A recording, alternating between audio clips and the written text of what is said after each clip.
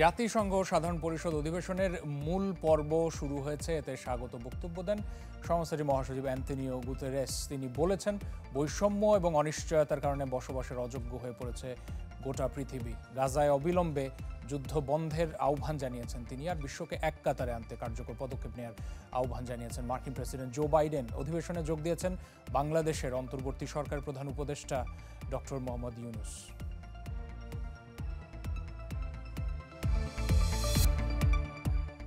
এদিকে সাইড লাইনে জো বাইডেনের সাথে বৈঠকে বসেছেন ডক্টর ইউনূস। এই বিষয়ে বিস্তারিত জানাতে নিউ ইয়র্ক থেকে সরাসরি যুক্ত হচ্ছেন আমাদের সহকর্মী মাহফুজ কামাল, এবং একই বিষয়ে জানতে চেষ্টা করব নিউজরুম থেকে আমাদের আরেক সহকর্মী মোর্শেদ হাসিব, তিনিও আমাদের সাথে যুক্ত রয়েছেন। দুজনকে স্বাগত জানাচ্ছি, অনেক ধন্যবাদ যুক্ত হওয়ার জন্য। মাহফুজকে শুরুতে প্রশ্ন রাখতে চাই। মাহফুজ, আশা করি আমার কথা শুনতে পাচ্ছেন।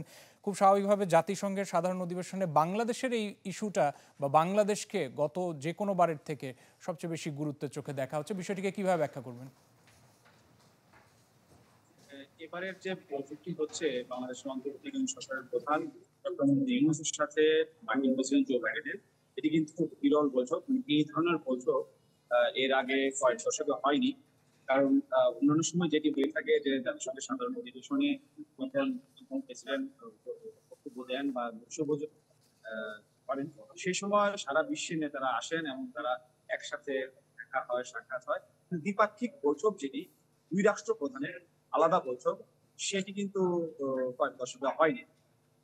যার কারণে এটি এখানে যারা স্থানীয় বাংলাদেশি রয়েছেন তারা বলছেন এটা আমাদের জন্য গর্বের যে বাংলাদেশকে অতিরিক্ত গুরুত্ব দেওয়া হচ্ছে এবং বাংলাদেশের উন্নয়ন এবং আগামীতে সরকার পরিচালনার ক্ষেত্রে মার্কিন সহায়তা আসছে, এটি কিন্তু এই বৈঠকে ইঙ্গিত দেওয়া হচ্ছে এই বৈঠকের মাধ্যমে। আমরা যদি জানতে পেরেছি ইতিমধ্যে বৈঠক শুরু হয়েছে জাতিসংঘ সদর দপ্তরে।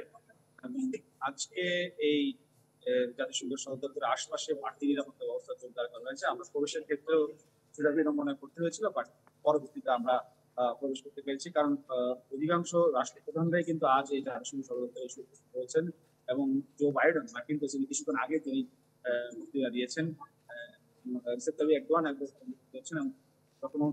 কিন্তু সকালেই আমরা নিউ ইয়র্ক সময়, স্থানীয় সময় সকাল 8টায় জাতিসংঘ সদর দপ্তরে প্রবেশ করেন এবং জাতিসংঘের যিনি সেক্রেটারি জেনারেল তিনি কিন্তু তাকে সম্বর্ধনা দেন এবং রিসিভ করেন। এছাড়াও তিনি যখন ভেতরে প্রবেশ করেন, অনেক দেশের রাষ্ট্রপ্রধান স্বেচ্ছায় এসে তার সাথে ছবি তুলেছেন, আমরা দেখেছি, কথা বলেছেন এবং কুশল বিনিময় করেছেন।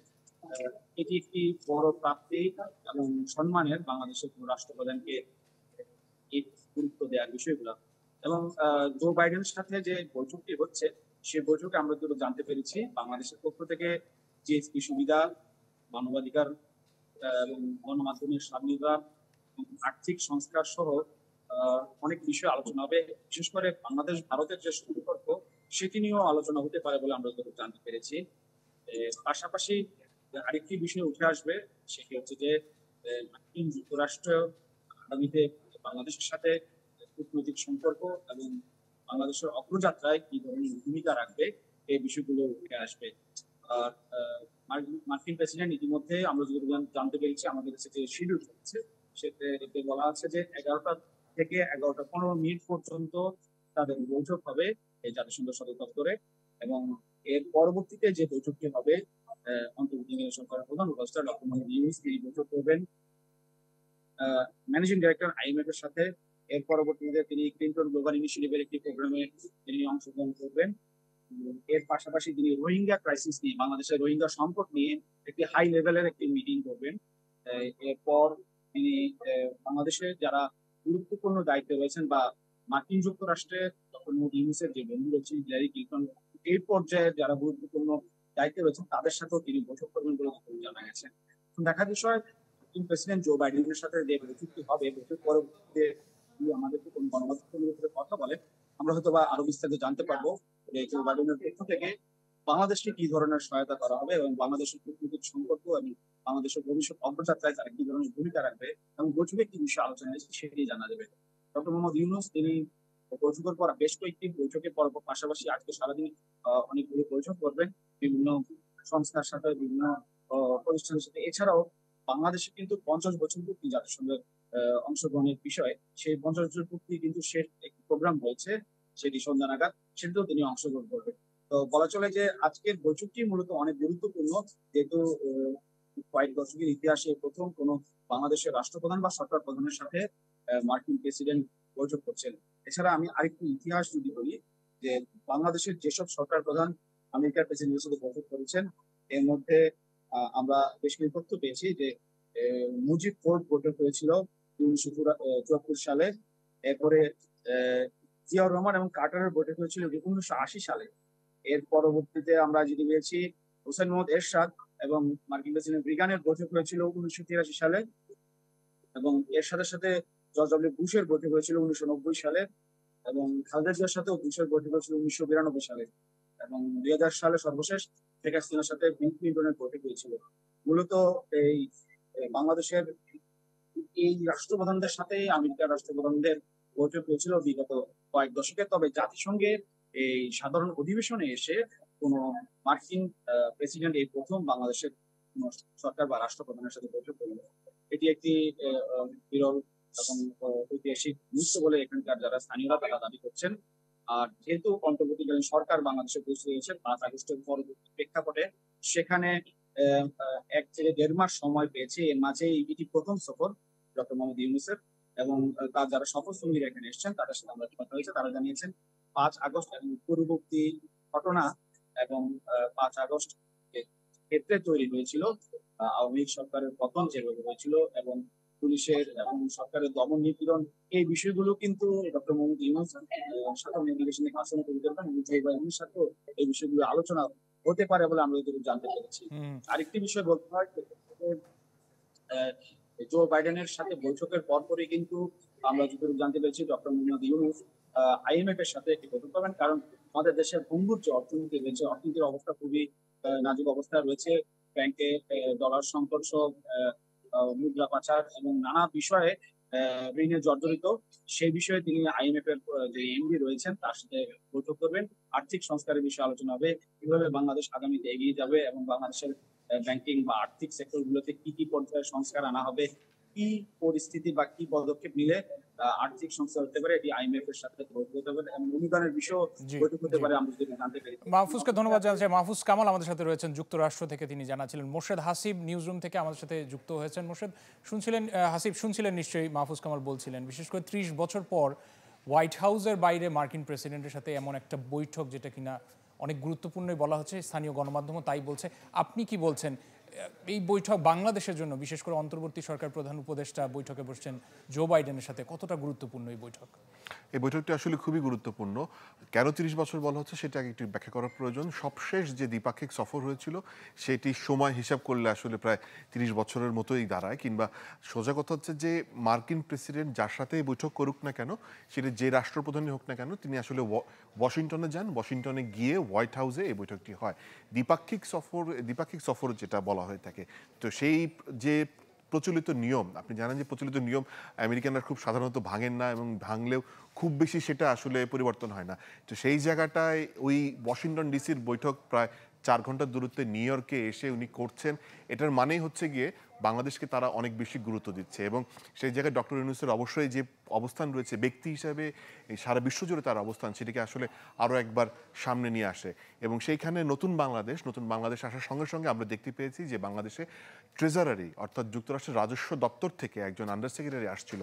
তার মানে হচ্ছে বাংলাদেশের যে আর্থিক সংস্কার রয়েছে, আর্থিক খাতের যে উন্নয়ন রয়েছে, যে অর্থায়ন রয়েছে, যদিও যুক্তরাষ্ট্র সরাসরি অর্থ দিয়ে সহযোগিতা করে না, কিন্তু তারপরেও যুক্তরাষ্ট্রে যে প্রতিষ্ঠানগুলোর অনেক বেশি প্রভাব রয়েছে, সেটা IMF হোক, ওয়ার্ল্ড ব্যাংক হোক, কিংবা অন্য যে কোনো আন্তর্জাতিক দাতা সংস্থা হোক, সেই দাতা সংস্থাগুলোও কিন্তু এখন নানান ধরনের প্রণোদনা দিচ্ছে, নানান ধরনের উৎসাহ দিচ্ছে, নানান ধরনের কাজে এগিয়ে আসার জন্য কথা বলছে।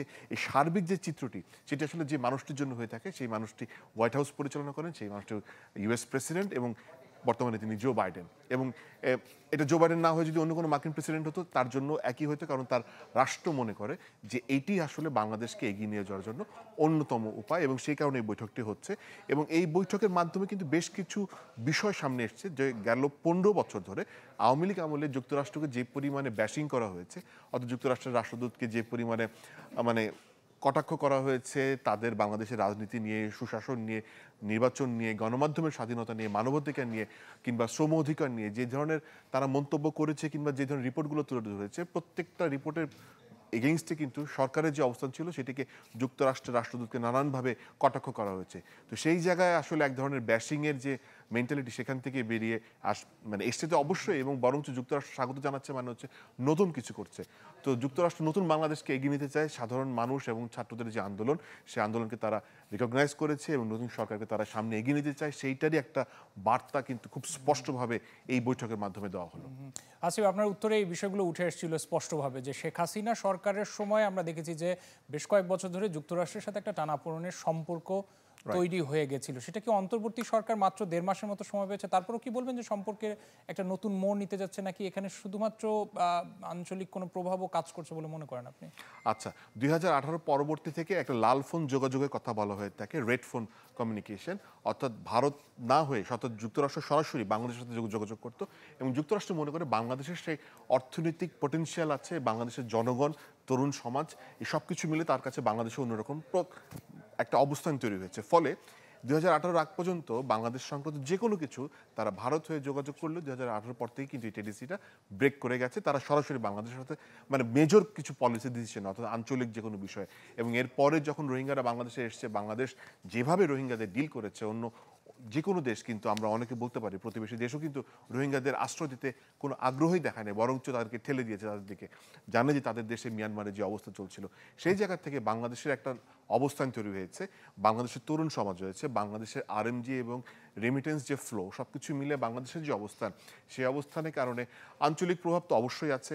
কারণ যুক্তরাষ্ট্র যে কোনো মূল্যে স্বাভাবিকভাবে তার সবচেয়ে বড় প্রতিযোগী চীনকে রুখে দিতে চায়, কিন্তু চীনকে রুখার ক্ষেত্রে তার একটা সহযোগিতা দরকার। অবশ্যই বাংলাদেশকে তারা সেই টুল কিংবা ওয়েপেন বানাবে না এখন পর্যন্ত যেটা দৃশ্যমান, এবং অতীতে সব কিছু শেষ করে কিন্তু আপনারা কিন্তু মানে যে বিতর্কিত নির্বাচন, কিন্তু তারপর সেই নির্বাচনের পরও কিন্তু ডোনাল্ড ট্রাম্প এসেছিলেন এবং বলেছেন অতীত ভুলে গিয়ে তারা সম্পর্ক এগিয়ে নিতে চায়।